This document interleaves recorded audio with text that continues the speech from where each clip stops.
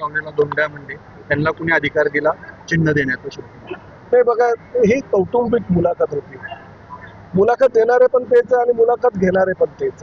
त्यामुळे ते अंडरस्टँडिंग मध्ये मुलाखत ही दरवेळेस त्यांच्या सामना वृत्तपत्रामध्ये छापून येते, विविध वृत्तवाहिन्यांवर दाखवली जाते.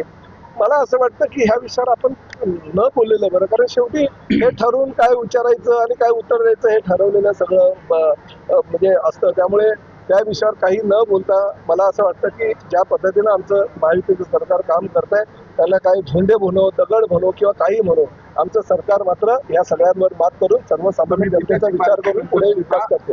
हिंदी सक्ती होऊ देणार नाही असं ठाकरे एकत्रित आहे, त्यावर टीका झाली. दररोजचा संवाद होत असताना आपली नौटंकी होती अशा आदित्य ठाकरे म्हणतात. असं त्यांना काही बोलू द्या, नौटंकी होतं काय. ठाकरे परिवारानं किंवा जेव्हा यांच्याकडे सत्ता होती गेली 25 वर्षे मुंबई महापालिकेची किंवा 2.5 वर्ष मुख्यमंत्री पण त्यांच्याकडे होतं, तेव्हा त्यांनी काही केलं नाही. मराठी लोकांना मुंबईतून बाहेर नेण्याचं कट कारस्थान त्यांच्याच काही अनुयायांनी केलं. हिंदी लादण्याचा त्यांनी प्रयत्न मराठी जनांवर केला.